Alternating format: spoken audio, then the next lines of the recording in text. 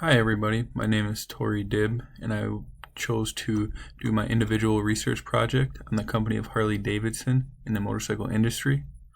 The name of this presentation will be Harley Davidson Prevails, an economic journey in the motorcycle manufacturing industry. This presentation is for the Managerial Economics class at the University of Sioux Falls with Professor Lori Halverson. To start, I will review my thesis and the reason that I chose to dig into this for my paper. Throughout the last 10 years, manufacture of luxury goods have continually been tested through various economic trials. Though not always pretty, Harley-Davidson has prevailed, utilizing concepts focused on market structure adaptation, cost minimization, input substitution in operations, and price factors to influence economic standings. To support my thesis, I chose the following three high-level economic focuses. First, I would like to focus on the market.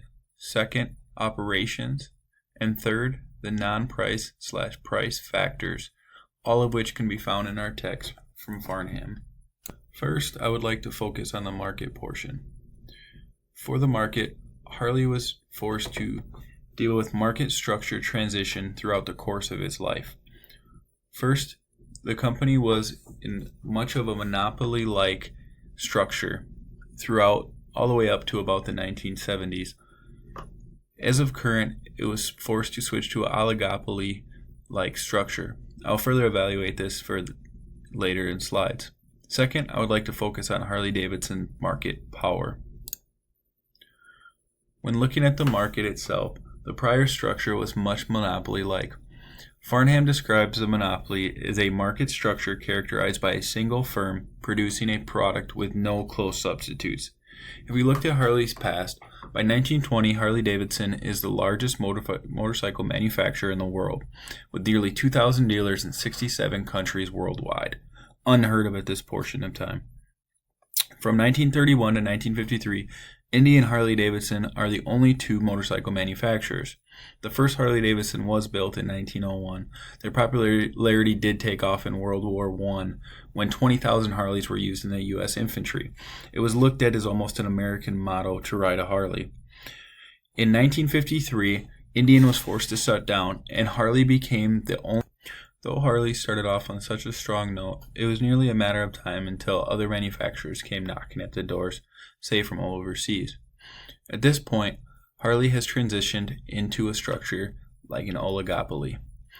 Farnham describes an oligopoly as a market structure characterized by competition among a small number of large firms that have market power, but that must take their rivals' actions into account when developing their own competitive strategies. Harley was much like a monopoly before and operated under its own terms. It was a very sought-after brand and likely the only one of its nature in the early 1900s. Since then, things have changed. Companies such as Indian, Yamaha, Suzuki, Honda are knocking at the door. This has turned into a high entry barrier to industry and requires high capital investment to be involved, based on production differentiation between models for consumers, and it's a very mature industry. One key example that was brought up while doing research for this project of the real turn of events for this oligopoly structure was by 1979.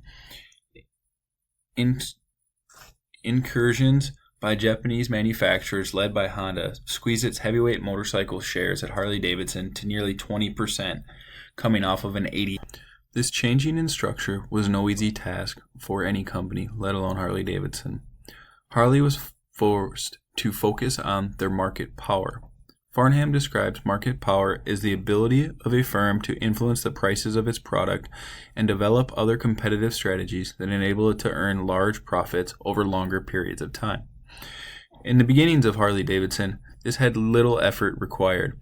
They were first of its kind, heavyweight motorcycle powerhouses, and nearly a sole source of U.S. motorcycle industry distributor from 1920 to 1970 in many customers' eyes. In 1969, Harley enjoyed an 80% share of the market for heavyweight motorcycles, which, as described before, when the structure changed, all of this was different. As of current, Harley struggles to continue to focus on premium market while competitors deviate. They want to continue to be an American-made motorcycle and uphold brand recognition, which their core consumers hold so dearly too. Lastly, they want to focus on its outreach customers without the loss of its core customers, bringing in new riders and trying to expand its horizons. And they refuse to play with the price ladder that other manufacturers are operating in. In order to understand the differences between now and then, we must focus on the economic trials faced by Harley-Davidson. First and foremost that stood out to me was the Great Depression. Harley survived the Great Depression on boosting sales with the introduction of selling to police departments. Secondly was the British imports of the 1950s. In 1957, it introduced the Sportster, a sleeker, less expensive alternative to the company's popular touring bikes, with a response to a wave of British imports. This bike was directly deemed at the British imports and their smaller scales, as compared to the heavier, larger scale bikes which Harley typically produced. Secondly, I want to focus on the Great Recession of 2009 to 2007 to 2009 and the transition out of the baby boomers generation, both of which are economic trials which Harley is still facing with today. The second economic focus I would like to refer to is operations. In operations, I will cover the recession and the effects that it had on Harley so far, cost minimization, input substitutions, and opportunity cost. Firstly, I'll focus on the Great Recession of 2007 to 2009. In 2008, profits sank nearly 30% for Harley-Davidson. Their stock prices plunged nearly 70% from $11 to $11.96 a share in mid-February from $37.34 only a year beforehand. Americans haven't lost reverence for Harley-Davidson, but a key problem is that people are simply less willing to spend money on luxury items during such a time of recession. Overall motorbike sales fell 7.2% in 2008 per the Motorcycle Industry Council. And in 2009, the fourth quarter global sales fell 13.1%. The combination of a faltering economy and an aging customer base at the end of the decade had significantly lasting dents to the sales of Harley-Davidson motorcycles.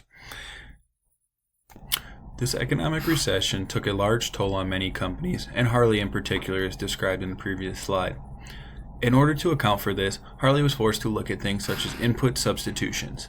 Farnham describes this as the degree to which a firm can substitute one input for another in a production process.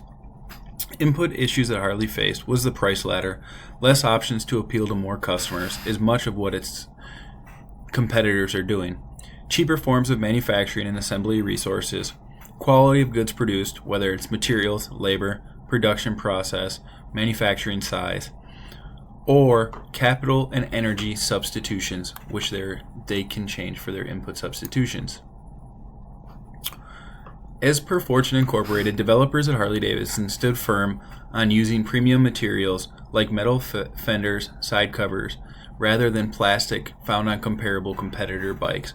This was something that was changed after the recession when people were trying to cut costs and save on productions for the particular motorcycle industry, as it was a luxury item. I found a quote that said, "A lot of our competitors think there's only one way to get through this economy, to go down the price ladder," states the chief marketing officer of Harley, "but we refuse to play that book. We have no interest in hurting the long-term value of our brand or our bikes."